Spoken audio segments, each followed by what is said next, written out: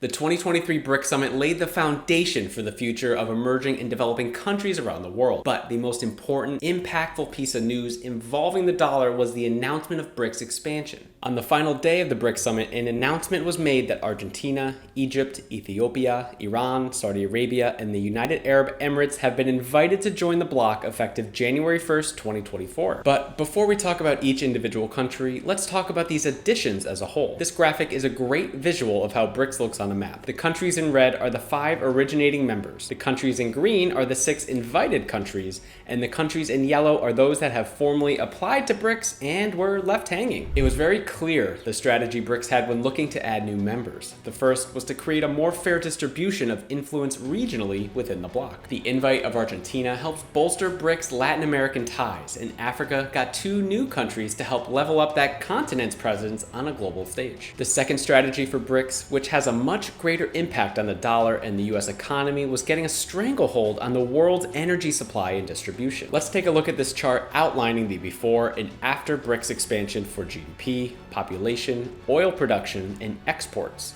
The red section shows the data for the 5 original BRICS members, and the green is the data added on from the potential 6 new additions.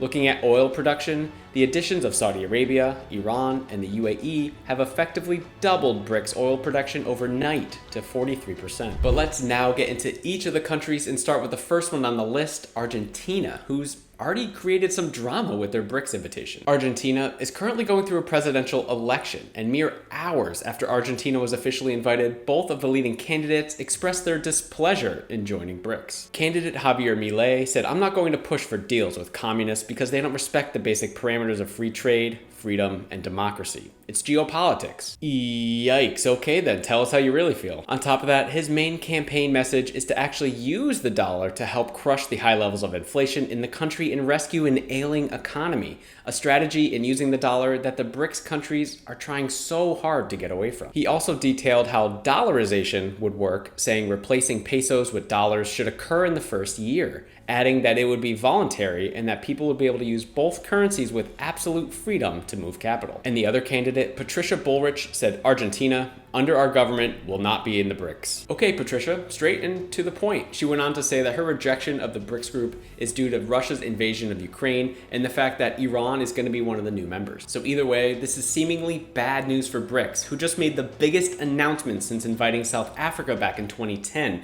But Argentina quickly just said, thanks, but no thanks. Argentina's general election is October 22nd, but it seems like one way or another, they're not going to be joining BRICS on January 1st, 2024. Next, I'm going to combine Egypt and Ethiopia into the same section because their inclusion is very connected. The population of Egypt and Ethiopia is 230 million people, but it is not so much the population as their geographical location that made the decision. Egypt's location is ideal because it allows access to the Suez Canal. The Suez Canal has historically been one of the most important trade routes in the world, so being able to control it is a really big win. Because as the world is becoming more connected, the amount of volume going through there has been increasing. And maybe you remember reading a story back in 2021 how a cargo ship got stuck in the canal for over 100 days and it cost 12% of global trade while holding up $9 billion per day. Ethiopia also made perfect sense, but for different reasons than Egypt. Ethiopia has one of the fastest growing economies in Africa, with the second highest population in Africa just behind Nigeria. Also, it hosts the headquarters of the African Union, so in my view, it seems like by adding Ethiopia, you add the entire African continent. As this year's BRICS Summit was held in South Africa, the messaging throughout the entirety of the summit was consistently how Africa is the future for the BRICS bloc and for the emerging countries around the world. The BRICS leaders described the continent as untapped potential and is clearly the next region of the world to show massive economic growth. In the next BRICS expansion, whenever that'll be, I expect more African nations to be invited to the BRICS bloc. In fact, if this video gets 150 likes,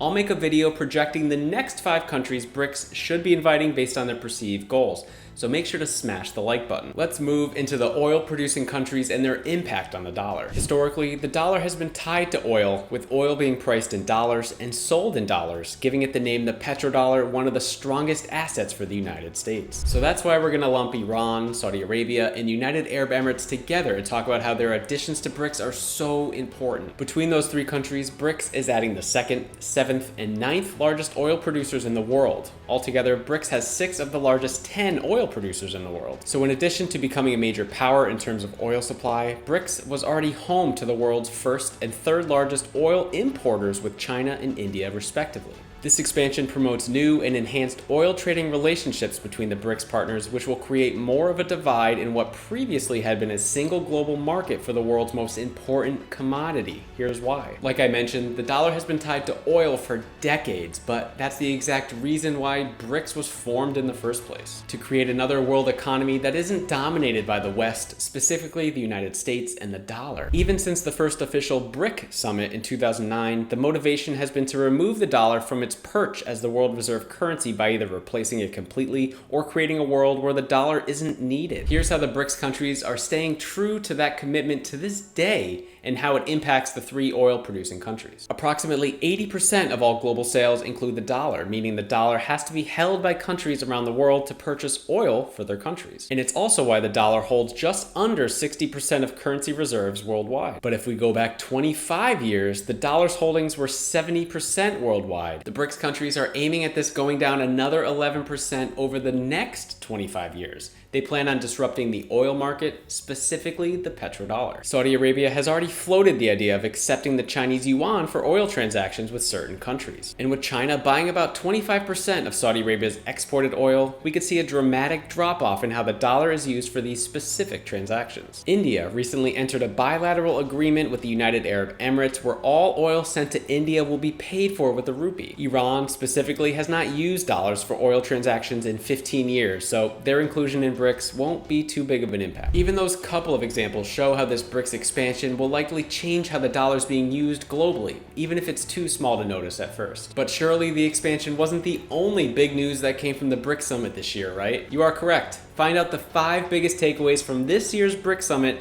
and their impact on the dollar in this video here.